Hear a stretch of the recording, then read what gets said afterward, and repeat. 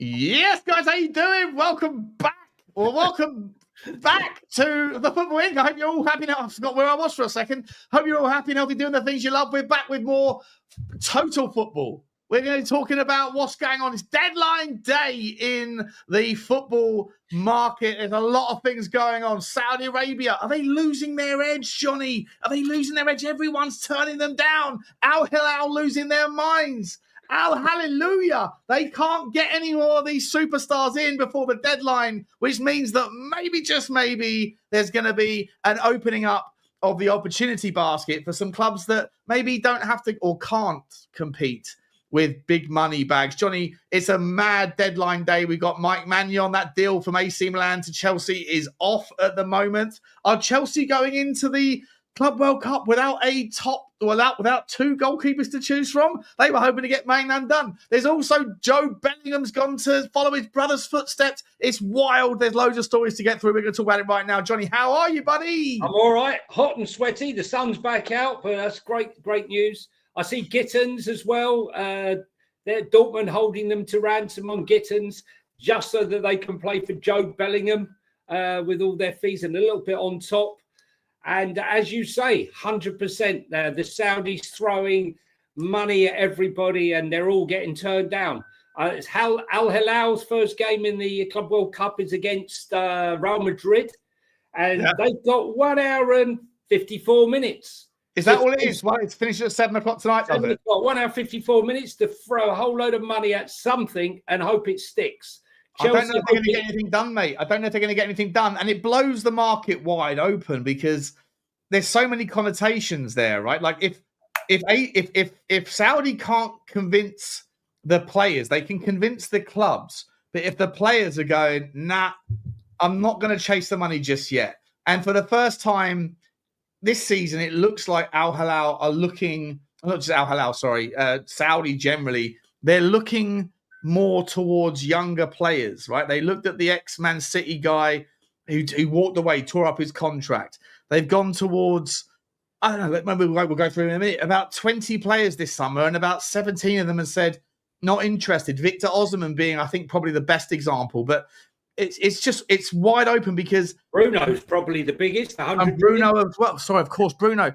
The knock-on effect of that is that there's maybe certain teams that were thinking, oh, don't worry, I'll get myself out of a bind by selling some of our top players, but for obscene money. And the players are saying, no, they're not interested. Is the shine coming off? Is it all that glitters isn't gold, Johnny? Well, I think what's happened is it's messing with a lot of clubs' transfer budgets. You know, they're thinking, well, I'll get 100 for that one. Napoli, obviously, you know, it was only a year ago they were asking for over 100 million euros for Victor Osimhen. 70 million they offered for Osimhen, for Al Hilal. He's turned them down. Other deals have been turned down. There's all sorts going on. I mean, Chelsea are trying desperately to get the Gittins deal through before 7 o'clock. They've offered 45 million, but Dortmund, as I say, want 55 million. As you say, Mike Maignan, that deal's gone south at the moment. But they're trying to get rid of Kepa to Arsenal, so maybe they'll pull the rug on that deal for the time being until it's done. So yeah, I mean, I'm sure there was something will happen last minute. Oh, here we go. So this is Chelsea, unlikely to get done ahead of the Club World Cup. Both of them, Jamie Gittins and Mike Maignan. So, I mean, how does that leave Chelsea? They've got to Jadon Sancho. He's gone back. I've got another story about Jadon Sancho might be going back to Dortmund for the third time. Exactly. Yeah. Yeah. On loan, I can't see them paying the money. Listen, you know, Chelsea are down to the last 75 players now, so they could be tight. Could be tight with players. Gittins is a top player, and there was rumours that Manchester United were looking to swap Jadon Sancho for Gittins. Now, what Chelsea could have done, if they were smart, they could have bought Jadon Sancho, completed the deal, then tried to sell him in a swap deal with Gittins. Yeah. Thus, Yeah, exactly. making themselves You know what? That's a brilliant piece. Brilliant. How much would Jadon Sancho have cost? So they paid 5 million to send him back. How much would it have? How much would he have paid? 25 million obligation of 5 million to send him back. And how much is Gittins going to cost? Like, is it 40? 55 they want. Yeah, I'm sure there would have been some sort of shenanigans that could have been put together if they were clever about it. It's a good idea, Johnny. I'm surprised they haven't thought about that one, to be honest. Because it's before we get any further, guys, there's 350 people that have come straight into the traps. Love to see that. I'm guessing a lot of you over from the Spurs Talk Show. Appreciate that, guys. Do me a favor, smash the like button, smash the granny out of the like button for us on the video. We're a fledgling channel. We love talking about all things football, not just Tottenham. And we'll try and be as unbiased and objective as we can be within a subjective world. But so smash the like button if you don't mind. Hit the subscribe if you haven't already as well. And if you are watching and you'd like to participate in the comment section, then we've been a little bit sneaky and just put the subscriber mode only on because that's what you do when you're a baby channel. So all you got to do is just hit the subscribe and then you have pure instant access to be able to tell us why we are bozos. Also, guys, if you are watching this from a non-Tottenham channel, from a non-Tottenham fan base perspective, if you're a fan of another club, let us know who you support, and it's great to know kind of the makeup of the chat. Yeah, we've had quite a few Man U, West Ham. We've had a few different clubs, Wolves, and a few others. So hopefully we're going to grow it. It's good to have a chat between all different fan groups, especially at this time of the year when we're discussing players moving from club to club. It's going to be an interesting time now. I mean, the first transfer window, Sean, was really for the early starters. It was designed really for the World Club Cup. Man City and Chelsea. I think Man City have had by far and away the best transfer window with Nuri, Reinders, and of course that animal. You know who's what the we're animal? talking about? Huh? Who's the animal? Who's the animal? Jerky. Jerky. Yeah, he's phenomenal. It's going to be interesting because I think that the two biggest clubs.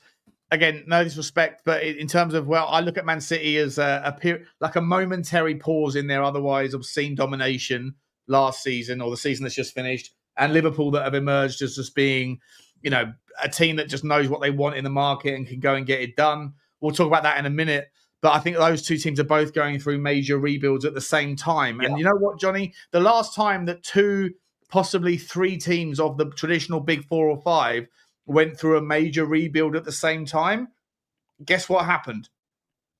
Leicester City won the league. So I just wonder whether or not there is going to be any sort of sideways pausing of steps with regards Manchester City next year. Look, they brought in players that in January that didn't hit the ground running, right? They brought in Kuzanov, and everyone was saying this guy's the next big thing. He's amazing. I was like, I don't think he's ready. But they spent a lot of money, and he didn't start very well for them, did he? No, but Mamouche was good. Yeah, Mamouche was good. Look, I've got no worries about Manchester City. Obviously, they got to bring Rodri back. He's the mainstay. Yeah, I mean, Grealish didn't live up to anywhere near expectations. Even Foden was off it. De Bruyne's left. Gundogan is he's getting old, but they're bringing in the transfers they have in this window. Top transfers. Great pace, great counter-attacking phase. But no, I think, look, Liverpool didn't do any business really last season. Nothing great. Mamashvili, the goalkeeper they bought in advance of this season, so he'll be coming in. But with Florian Wirtz, Frimpong, and Gyokeres looking like he's going to come in to challenge Robertson, I think it's going to be an exciting season. I wouldn't write off any of those two.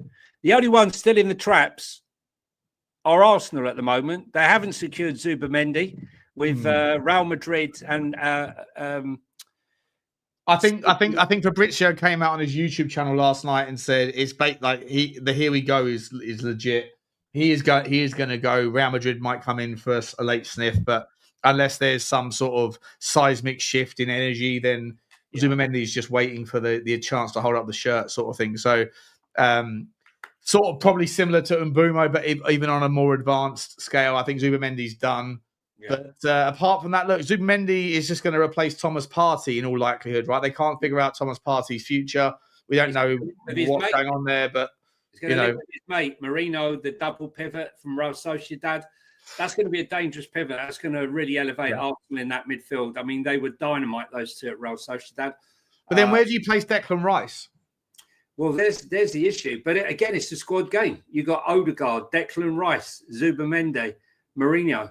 Yeah. There's plenty of options, but that's what you need. What's the starting? Is the starting 11? Is it two of Mourinho, Zubimendi, and Rice, or is it? Sorry, is it those three, or is it two of those three and Odegaard? A lot of Arsenal fans are getting sick and tired of Ghostegaard. They're saying that he doesn't turn up in the big moments, you know. But then I sit there and think, well, if you do play those three and you move Declan Rice to a more advanced role, does he have the creativity to play in the 10? I'm not sure. And if so, then you're going to have to put a lot of, if they do that and they have an incredibly robust midfield, then do you basically work through your wings? And if so, Bukayo Saka's injury prone, you know, are they going to get one injury? He's had one injury. Come on, he's had one. Yeah, but he gets niggles, mate. He does get niggles quite a lot. He's had one long-term injury, but he gets niggles quite a bit. I just sit there and think, he's not going to be able to play 50 games, right? He shouldn't have to, by the way. Like a team of Arsenal's calibre. They've got Nwani, haven't they? They've got Nwani. They've got pace on the flanks. They've got Trossard. They've got Martinelli. They've got Nwani. They've got Bukayo Saka. They're looking at Nico Williams, you know, as well on the flank there. So I think, you know, Arsenal, you know, are going to be a threat. They've said that they're going to spend big money. So far, you know, it's a Daniela. I've thought that West Ham, with some of the changes going on in the boardroom, that you will be spending some money. It's just how much and when. Let's be honest, not many of the clubs have moved. In fact, Aston Villa have only just moved today. They've signed the 19-year-old Dutch international. Have they? Yeah, I'm forgetting his name now. I should look it up. But I think the next window is the one. Brighton have signed a good young centre-back talent as well. But other than that, not many have moved.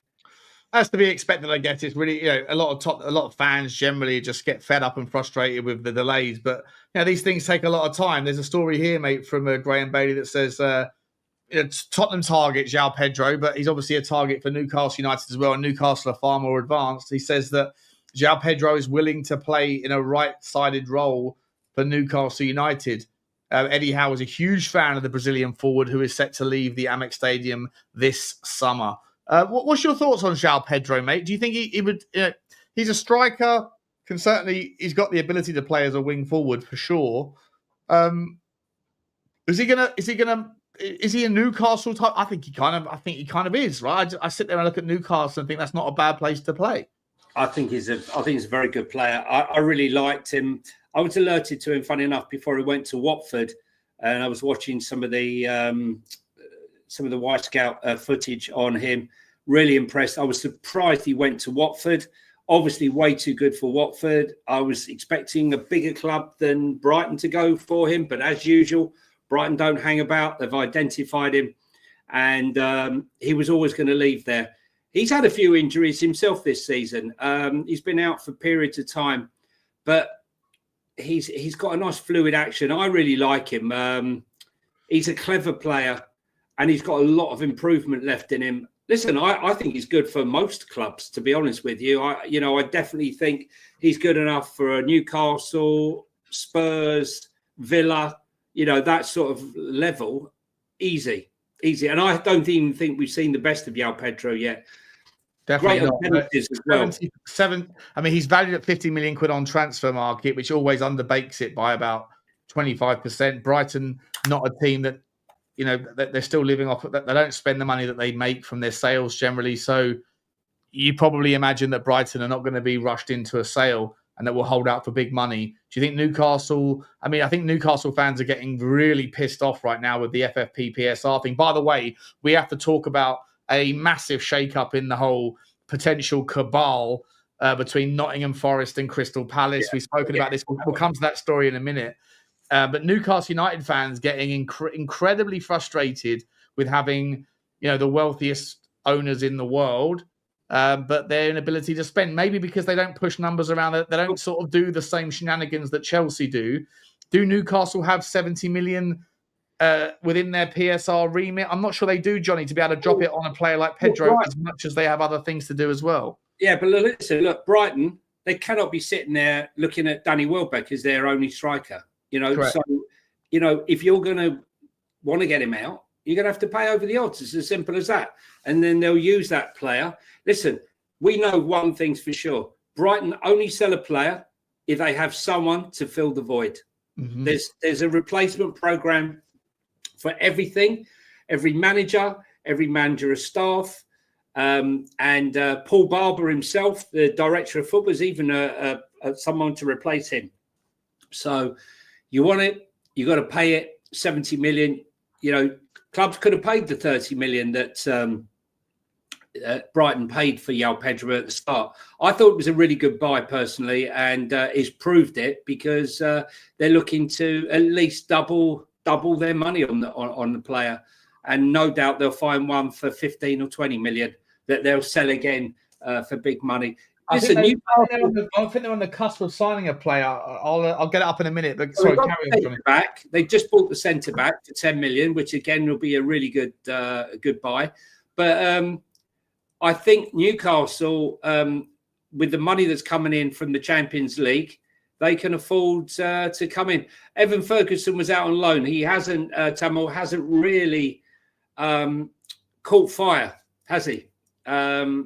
I don't know. Well, this is the risk, right, of teams that are the Brighton types, and also fans of other teams that look at the Brighton model and go, because he came in at 17, 18, smashed it out of the park with sort of, minutes here and there, but his returns was really good.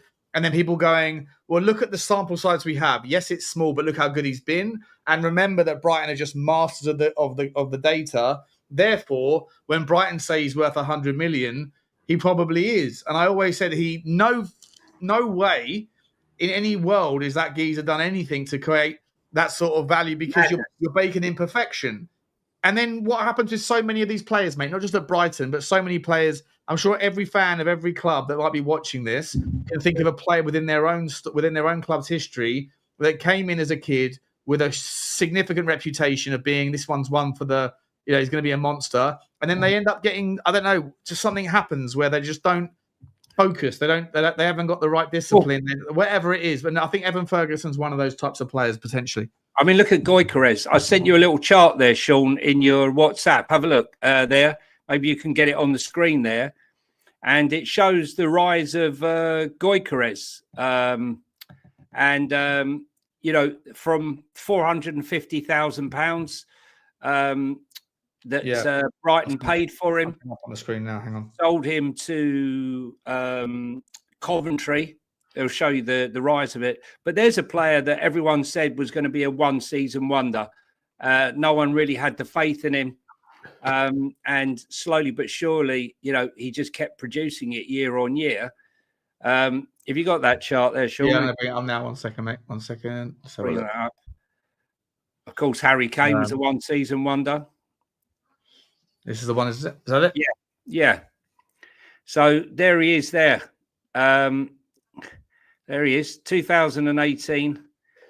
£450,000, wasn't it? That first one, I believe. Yeah, Brighton paid nothing for him, sold him for nothing. Sold it. I think they paid 500 grand and they sold him for something like 2 million quid. I'll get the StreamYard link. I'll get the if you scroll up, it will show you. I think scroll up a little bit. No, come out. There you go. Joins Brighton. Brighton from Brommer, wherever the fuck that is. Yeah. I think it's 200. I think that originally was 250,000. Joins Coventry for about $1 million. Yeah, and they sold it for 20 million, Coventry, to Sporting Lisbon. And Sporting Lisbon are now looking for £75 million for Gyokeres. Now, the thing is with him, everyone kept saying, no, I'm not sure. It's like selling your Tesla shares, mate, or your Nvidia shares when they doubled in value, or Bitcoin. He's the Bitcoin of Premier League players or football players, right? There's one that Brighton actually did miss, but I think Coventry retained, funny enough, even though they sold them for 20 million. I'm not sure they don't have a small sell-on clause which could, net them even more. Not by now, I wouldn't imagine. Maybe they would, but I mean, Evan Ferguson, I guess, was the topic. Like, he's an example of a player that everyone ran before they could walk with. Obviously, Gyokeres is the opposite. Correct. I feel like, look, Brighton's will definitely be able to replace João Pedro. I'm not sure João Pedro's worth 75 million quid, though, John.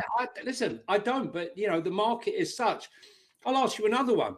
You're hearing these rumours that could Sesko be the new Haaland, right? His goal-scoring numbers, although he's physical and he's probably he would be the second quickest player in the Arsenal team behind Martinelli, is he really in that level of Haaland that they're wanting sort of Sesko? Yeah. He's a good player. It's a different type of player, though, isn't he? But they're saying with his pace and his power and his height, and I don't see it. I see he's a good player. But I'm entirely honest, mate. I could see Sesko being a better fit in an inside forward role off the left-hand side. Like, look, he'll get you 20 goals wherever you play him, I'd imagine. I think he's top draw, but he's certainly raw. He's rough. He's 20 goals this season. For Arsenal, yeah. Yeah, maybe. Yeah, because Arsenal create 100 chances a game. Where they've missed the boat. And bearing in mind that Arteta's in the last 3 seasons has scored only 4 points fewer than Manchester City, who have lifted 2 titles, and 12 points more than Liverpool, who have lifted 1 title. So Arsenal are definitely, title-winning pedigree. The problem for Arsenal is that they create a lot of chances, but they haven't done the final piece of their jigsaw, which has been screaming out loud. It's so obvious to anybody. And I think Arteta thought he was too clever, going after Kai Havertz. He thought he could do a little bit like the arrogance merged with a little bit of silliness, and he thought he could do it a different way. And ultimately, at the end of the day, you just need a striker that can put the ball in the back of the net. And again, playing with Havertz, wasn't he? Playing with Havertz and Marino, and Jesus when he was fit. Whereas, as you say, if he'd have gone out and out top striker, when you think they've spent about £800 million in the transfer market since Arteta's been there, they really should at least have, a couple of top strikers right now in that squad. How many goals do you think Dominic Solanke would score in the Arsenal team? It depends. If he was asked to play traditional role. Look, for me, if he stops dropping deep, and he works like he worked under Iriola, and he just works off the shoulder of the last defender, he scored 20 goals. If he keeps dropping deep, thinking he's prime Harry Kane, he's not. He's not. That's because he was asked to do things at Tottenham. Yeah, no, I'm just saying. If other people are doing those things and he's just doing a striker role, how many goals do you think Dominic Solanke's a striker? History would tell us no. History would tell us no. I mean, I'm looking back over his career. He's never really been prolific apart from that 1 season under Iriola. And that's the fact. I'm not poo-pooing it. I'm just, stating facts. 9 goals, 9 Premier League goals, I think, in the season. Is that right? So Arteta's only spent, of all the money he's spent, he's only spent 80 million euros in 6 years. Wow, there you go. Crazy. That's crazy. No, that's crazy numbers. When you think about how much, so he spent a mere 10% of his budget, and it's over 800 million probably by this transfer window, and only 10% of that is on strikers. And when you look at a team like Spurs, and we've spent 130 million. Roughly 125 million on Dom Solanke and Richarlison, and none of them have been prolific. Yeah. No, I hear you, mate. I hear you. Listen, I want to ask you about this one. There's a story out from Graham Bailey again, doing a lot. He's very busy this summer. Graham Bailey from TBR. Nottingham Forest will demand, is that on the screen? Will demand in excess of £60 million this summer for Anthony Elanga. Quite incredible turnaround from Elanga from the Man United days to Forest. Is that a sign of where the Premier League players' valuations are at, Johnny? Or is he's actually a really good player in the right system? I really liked him. I couldn't believe Man United got rid of him. He's the second fastest player in the league, behind Mickey van der Ven, just ahead of Timo, the hitman Werner. We know how good he was. But no, listen, Anthony Elanga, unlike a lot of speedsters like Armand Traoré, he has end product. He scored a couple of fantastic goals this season. And I think he's a really, really good player. Like I say, I'm surprised United got rid of him. I think they got rid of a lot of the wrong players, personally. I think he is probably maybe 50 million, 60 is maybe a bit toppy. But it seems like if you want a winger, wingers are really popular right now. Yeah. And 60 million seems to be the go-to number for everyone. You want Mbeumo, 60 odd million. You want Gittins, 50, 60 million. You want whoever it is around about 60 million. That's the key number. So if you're looking at bringing in a couple of wingers, it's going to cost you big bucks. Just out of curiosity on that, if we paid £40 million for Brennan Johnson, considering I'm not suggesting there's any noise out that he would be sellable or willingness to be sold, but if there was a supply and demand conversation here, do you think Brennan Johnson, considering he got 22 goals last season, do you think he's someone that could be of the same price range as a Gittins, as a Semenyo, as an Elanga? Is Johnson in the same ballpark there? Just out of curiosity? No, not at the moment. Listen, a complete footballer is a footballer who plays for 90 minutes, not a guy who turns up at the back door and then goes. I understand. Listen, I understand that, but you have to contribute. You have to track back. You have to work hard. You have to work your nuts off, right, in modern day football. And you've often called him the pony. It's £100 million. I do call him. Yeah, he's not. Well, I call him the Shetland pony. Yeah, he's. Yeah, so you're asking your own question. I'll be honest with you. If someone came along and offered me 60 million, I'd say thank you very much, and we'll swap him for Mbeumo or Eze. Thank you very much, because the amount of shots, the damage that he does, the take-ons. There you go. There he is. When he doesn't have the ball. When he's jogging around on the spot looking to be busy. You're not that busy, Brennan. Come on, just get to the back post, bro. Get to the back post. Yeah, so listen, look, I think Brian Mbeumo and Eze are going to be two of the most coveted wingers this season, along probably with Nico Williams and Anthony Elanga. Do you think of anyone else? In terms of wingers? Yeah, there's going to be in demand in the Prem. Antoine Semenyo. I think that this is the story we spoke about this on the previous show just now. He's a top. I think he is top draw, Johnny. Like I sit there and look at Semenyo, and transfer market have him as a left winger that's right-footed. I ran him through the Y Scout tool last week when then rumours started to look up. It looked like Tottenham were interested, and then apparently today Tottenham are determined to make it happen. 60 million, again, to your point, they're all around that. That's the kind of seems to be the benchmark or the baseline. What I saw wasn't a left winger with a right foot. What I saw was an everything reel. If I'm entirely honest, he was better on the right, and his ability to cut in on the left, his left foot, he's two-footed. For me, he might be right-footed, but to me, he's two-footed. And I think what's also incredible about this guy is he can run and do the decky elbow, right? Like just run and lean into people with his arm and body people out the way. But more than that, Johnny, it's his ability to strike the ball so purely and so clean and get it into the corner. Like it's very, very difficult to stop a ball that gets into when the goalkeeper is stretching.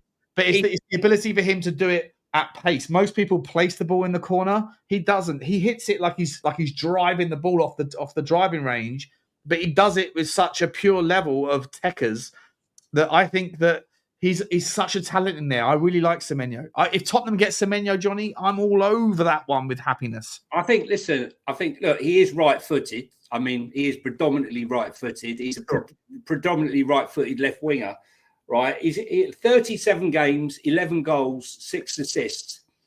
But for whatever club, listen, for me, when you look at Semenyo and Buemo and Eze, they're all going to be around about the same price. The difference is Semenyo signed a contract last year. Okay, right. So his contract doesn't expire to 2029. So you're going to have to pay top dollar for him. The other thing is both Buemo and Semenyo will both be missing in December and January for 6 weeks due to the African Nations League, which is going to be a big. Well, I'm not. Someone said to me in the comments on my video earlier that Ghana didn't qualify this year. That doesn't mean. I mean, I think the African Cup of Nations is every 2 years, isn't it? So like it's this summer from January. It's from December. It's December the 20th to January the 20th. Or whatever. Yeah, but I don't think Ghana qualified for this one. So anyway, but I'm sure Cameroon did. What's Cameroon got to do with it? Well, that's from Buemo. Oh, okay. Yeah. Fair. Yeah.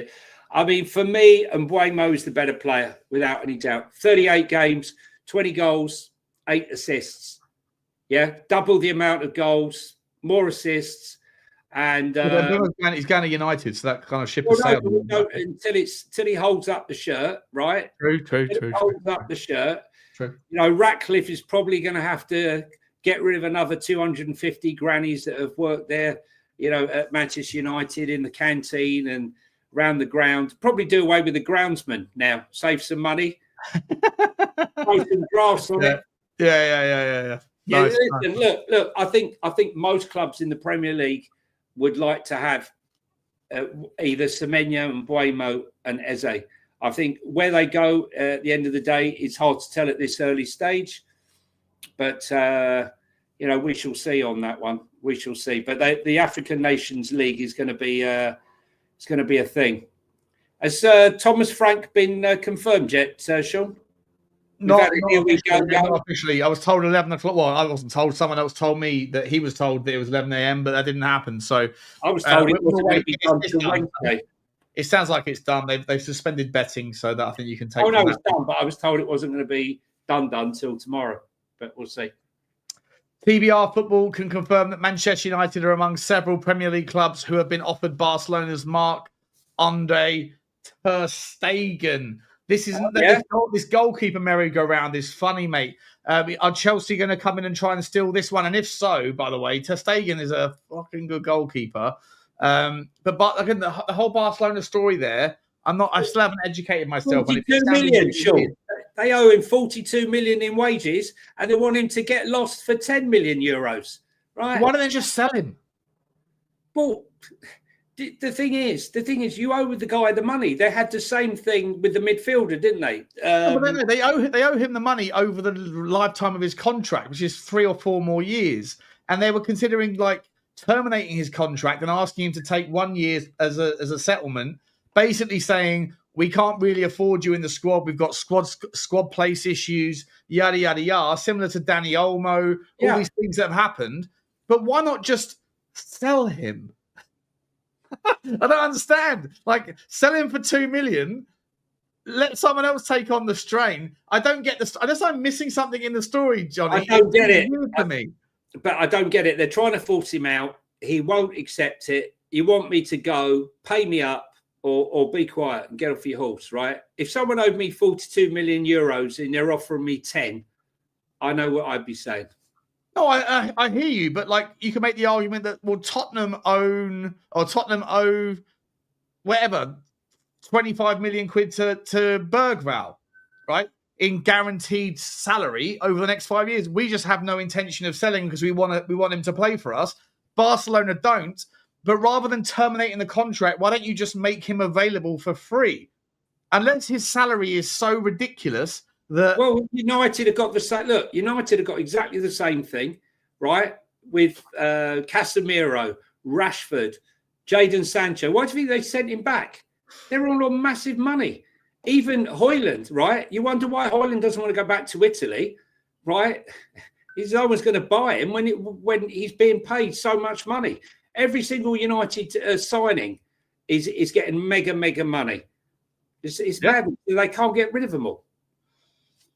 I mean, yeah. Look, I haven't looked into the transfer. If someone's in the chat that can educate us on what's going on with that story, because to me it doesn't make any sense that the Barcelona will be trying to terminate a contract with 4 years left. Is there something more to the story than what I've seen? All I've seen is that basically he's owed money, he's in contract, and that Barcelona are looking to terminate. But I just don't get why they don't just put him up for sale for relatively no money, and then someone like United or Chelsea, who have failed on the Maignan deal, don't just get a cheap guy that, in terms of transfer fee, and then spread the cost of the transfer over the course of his contract by taking on his wages.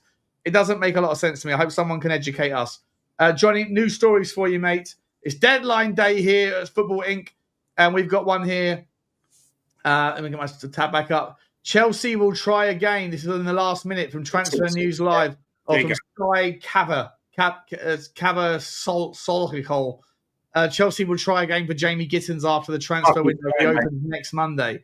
They will not overpay, and know that Dortmund will sell the player this summer. He wants to move to the club. I mean, is that going to play to Chelsea's chances really in the Club World Cup though? No, not really. But they want to do the deal. He's a perfect player for them. I really like him. I got to be honest with you. I just thought again that he would end up at Man United, as I said, in exchange for Jadon Sancho. Then neither club having to spend the money. I mean, look at all these kids that they bought. Let me tell you something. Chelsea have bought some of the most unbelievable Brazilian talent that they've been keeping in a holding pen. Some of them are starting to come back this season, and you'll start to see them. I'm just trying to think of the guy now who was the second best Brazilian youngster behind Endrick this season. He's back this season. Chelsea are quietly going about acquiring the players. I'm still not 100% convinced on the manager. But so this one here, Dario Sogo. Yeah, this is the guy. He plays for... he's been at Tottenham. He's been at Chelsea. Sorry, wait 1 second. Let me get this to load. My internet's slow. Hang on a second. Let's try that again. What are we doing here? Here we go. Go away again. So Chelsea bought him just now for 22 million euros from Sporting, and he was at Sporting since last summer. No, wait a minute. He's come through Sporting's youth. There you go. I've never heard of this guy, to be entirely honest. He's a central midfielder who plays DM.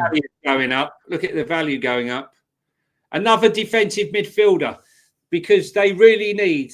They don't have enough sixes in Lavia, Fernandez, and what's his name? It's fucking wild how everybody else seems to like. Newcastle United don't need to do it the way they're doing, right? Like the template is pure and clean. That if they don't want to have to abide by the FFP PSR rules, they don't have to, because Chelsea, it doesn't seem to fucking matter, mate. It's like, all right, we all know how they're doing it by moving money around and selling their left arm to their right arm and loaning it back and all that bollocks. I get it, but Chelsea are doing the wild stuff here, mate, and it continues to be mad. I want to bring this conversation. I want to let you have a say on Chelsea, and obviously, if you're a Newcastle fan, just quickly, if you're a Newcastle fan that have got owners that have got access to all this money, and yet they're saying, well, we can't do anything because of FFP, but Chelsea are doing what they're doing. Are Newcastle fans, I guess this is like the moral dilemma, are Newcastle fans right to be angry with their owners because they have more money than Todd Boehly will ever dream of having, and yet Chelsea do their version of it, and Newcastle are doing the Daniel Levy version, which is sort of doing it by the book, and they're still doing this. Don't get me wrong, Newcastle are still on a great trajectory, but they could be doing that if they just engaged in the same dark arts that Chelsea do. How would you feel if you were a Newcastle fan? Well, I think it is what it is, really. I think that Newcastle don't really have a hotel to sell to themselves at the moment. They probably will find something or other to manipulate the system. But I just think that, Newcastle now going into the Champions League, they're going to have big money coming in. They have a nice amount of money for the finish in the Premier League. I don't think they're going to be short of cash. I just think that the league needs to get hold of the Chelsea. A lot of the things with Chelsea that I've looked into is a lot of it is the £1 billion Roman Abramovich loan, written off loan, and the money that sat in a government account somewhere that was meant for Ukraine. But how much of that £1 billion loan?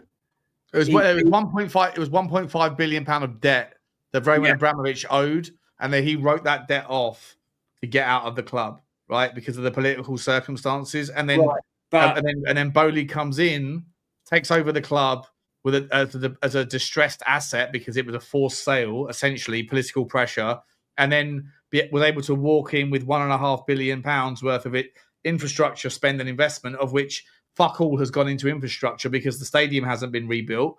The stadium was supposed to be rebuilt by Abramovich, right? It wasn't. They everyone that criticizes Daniel Levy for overspend on the Tottenham stadium. Well, Chelsea, even Abramovich shelved the plans to rebuild Stamford Bridge because it was going to cost 1.5 billion to do nothing like what Tottenham did with theirs. Yeah, but the problem is they got that railway yard crammed into the corner there. So they had a Tottenham fan who tried to get Todd Bowley. He was involved in Todd Bowley coming to Spurs, but Daniel wouldn't step down, so that deal didn't go ahead. So then he went to Chelsea with Bowley. He's actually a Spurs fan. He's got rid of all his stuff on socials about Spurs, and he's actually at Chelsea now with Bowley, looking to acquire various properties around the area, to see whether they can extend it, move the stadium, twist it round to give themselves the space needed. They looked at Earls Court. Whatever they do in that area to stop the traffic and move everything around. Yeah, it's crazy. I reckon there's no way you're getting 1.5 billion. I reckon it's I think that I heard. So I spoke to. I was down my local pub called the White Hart, funnily enough, owned by a Tottenham fan, the other day to watch the Champions League final, and I sat next to a guy who was one of the old boy Chelsea headhunters, and he said, I told him what I do and stuff, and he said, I forget his name, I wrote it down, Charlie something. He said, "I'll ask your audience if they're Chelsea fans, if they know an old headhunter called one of the old firm or whatever called Charlie. I forget his last name. I'll bring Charlie, up in a his last name. Anyone in there? He said that he said that Chelsea are going to move to Wembley Stadium for 2 years whilst they rebuild Stamford Bridge. Yeah, well, I think they'll need more than 2 years, firstly. And second of all, I reckon it's going to cost them around about £2 billion in the location, raw materials, labour costs, and, what the amount of buildings they'd have to acquire to make it happen. It's a very tight space there. And as I said, you've got the yard at the back there. And exactly. And the phones won't own the actual pitch. So, look, it's a tricky situation, but, that's Chelsea's bag. Mate, Johnny, talking about tricky situations, mate. But look, what I was going to say was they got one of the smallest grounds. They got no shirt sponsor, right? They have now.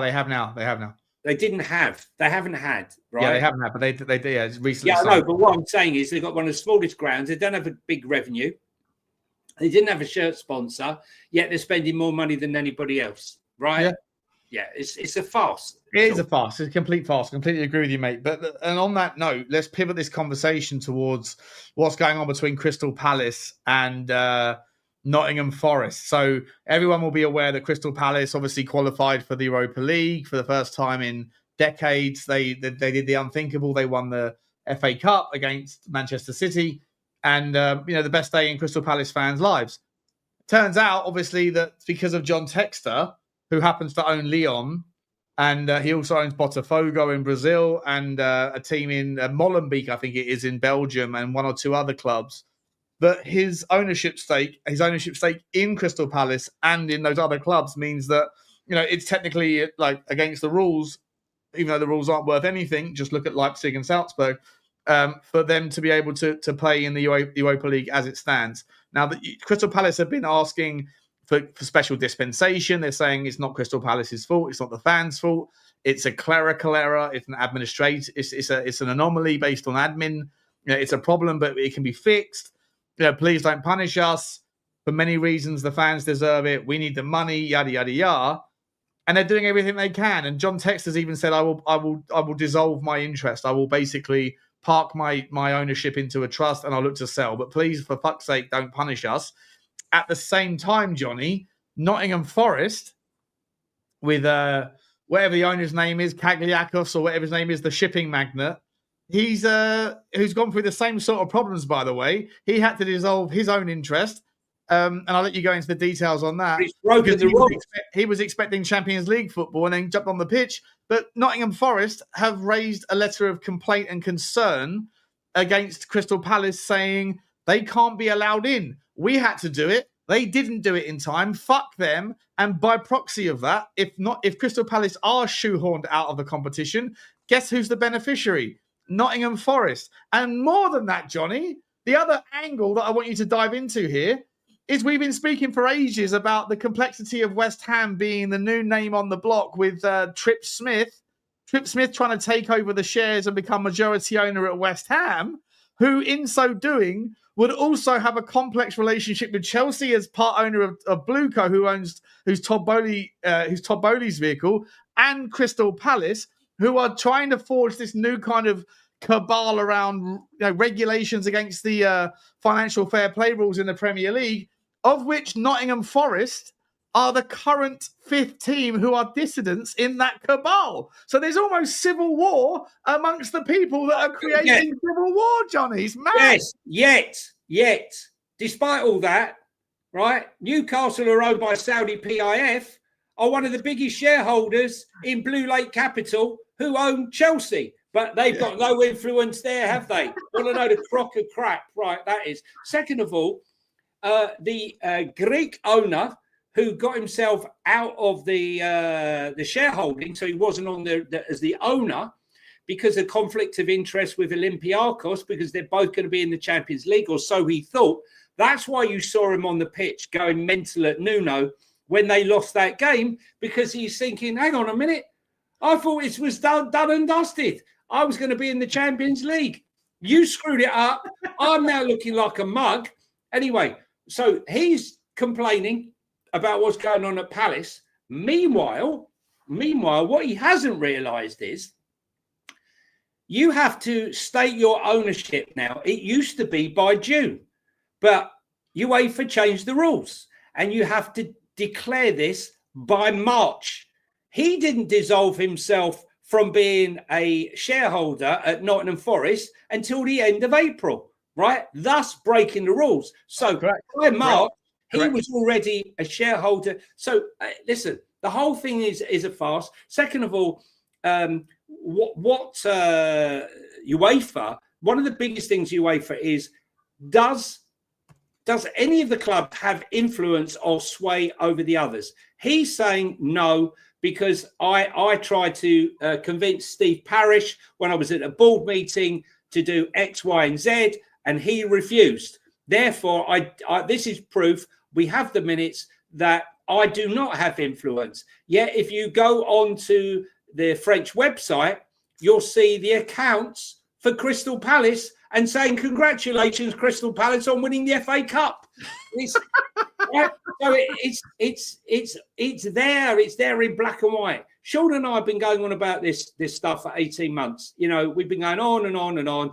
And listen, it's like boring. Like, no, we're shouting. No, it's not boring, mate.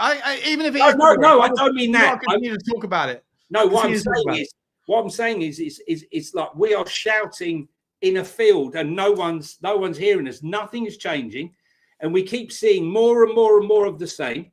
And no doubt Aston Villa will be flogging somebody for mad money, well over the odds. We think it's going to be Bailey or someone like that. I just wonder now, though, mate, with all of the rejections that are coming from the younger players, is Aston Villa up shit creek because they would rely on Saudi Arabia, but the Saudi can't get anyone over the line, Johnny? Is Aston Villa even in more of a dilemma here because they're looking at other players, other teams that are going, yeah, I'll take 70 million. Napoli, whoever it was, right, with Osman. And Osman's going, no. Man United going, yeah, I'll take the money. And Bruno's saying, no. Is Aston Villa going to be thinking, oh, you know what, we can get out of this jam because we'll sell Martinez or Bailey? And Martinez and Bailey say, no, don't want to go there. No one else is going. Yeah, but they might do, but they could. There's inducements they could offer them. Look, the one thing is that we knew that Aston Villa really did think that they were going to make the Champions League top 5, therefore justifying the 96% spend on wage. 96%. In comparison, you know, Spurs spend is 42%. So they thought, oh, we're going to be fine. So they've backed Rashford and Asensio. That alone must be an absolute fortune in wages. So they got rid of those two, but it's not going to drop them enough. They're going to need to sell players, and only Saudi. And remember the deals that Aston Villa did with Chelsea of course. The last season, right? Yeah. They did a deal where they swapped homegrown youth players. No, it wasn't those two. It wasn't those two clubs. It was Forest were involved, and Villa, and Everton, and Chelsea. Yeah, do you know what's interesting as well? You remember we were talking about Textor owns shares in Botafogo, yeah, and this one and that one.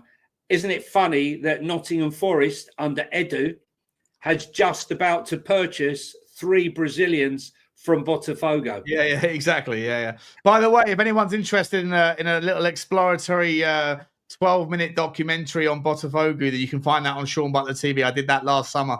It was a fascinating thing for me to review and put the content out. I'll see if I can drop the link in the comments to it. It's a really interesting insight into Brazilian football. But Johnny, it's mate, it's wild because I feel like there's, you know, we sit here and like push this narrative of like the rules are fucking stupid, doesn't matter anymore. Like, you got Aston Villa doing what they want to do. They can always lean back into Saudi, right? But all of a sudden, Saudi doesn't have the draw that it did.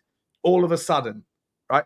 At the same time, I've been saying West Ham, and you've been saying West Ham with Trip Smith, if he gets majority with his relationships with Palace, are they going to join the cabal of people that go against, that reject the movements towards tightening of the rules, of which, by the way, 2 weeks ago, the PFA, the Premier League Owners Association got together and they didn't even float the idea of tightening the rules around things like hotel sales and loaning them back because there wasn't enough appetite for the rules to be changed.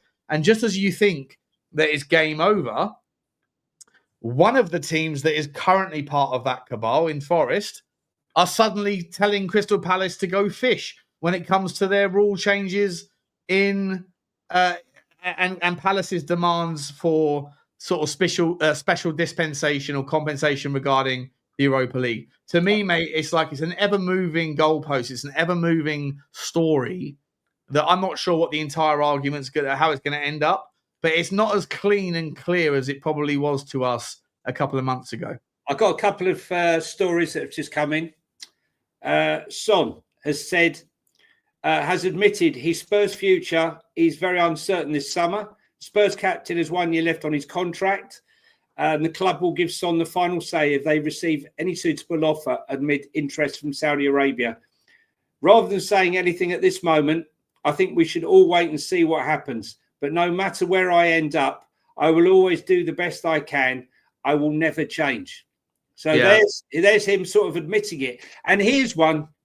Another late one. Now, this is an interesting one because talking about Olympiacos, Brighton made a bid of £34 million for that talented Greek kid. I don't know if you've seen him playing for Greece and in the under-19s, under-21s. Charalampos Kostalvas, right, is due to undergo a medical with Brighton tomorrow. The Premier League club are closing in on the signing of the 18-year-old. Sky Sports has reported on Sunday that Brighton had submitted a bid of £34 million, right?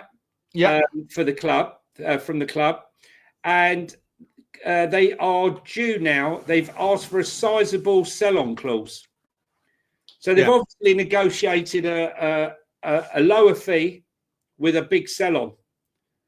I mean, he's a talented kid. This kid, there's been quite a lot of articles about it. Yeah, mate. That story is one to sort of to grow into. I think we can talk about that tomorrow, mate. We've got to jump over to the Irish Hotspur.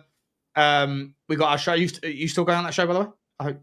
Yeah. Just to say, Kieran Tierney has left Arsenal. He's got signed for Celtic on a 5-year deal, I believe. To be sure. So we're going to leave it there. We're going to get over to the Irish Hotspur. Please come and join us over in the Irish Hotspur. Smash the like button. Smash the subscribe. If you haven't already, we haven't been asked too much, but we're going to be here every day, late afternoon, 3 o'clock, 4 o'clock, 5 o'clock, around there, every single day throughout the summer. We're going to bring you the latest in all transfer news, the latest in all news regarding football finance. Whatever's shaking and baking in the world of football, you can find it right here. There's been 450 people here the entire show. Love that. Thank you so much for joining us. Please make sure you smash the subscribe. We're going to go over to the Irish Hotspur now for the third leg of today's afternoon series, and you'll see me in a second, and Johnny's coming with us. And so smash the like, smash the subscribe. We'll see you tomorrow on this channel, and thanks for joining us, guys. Love you all. Take care.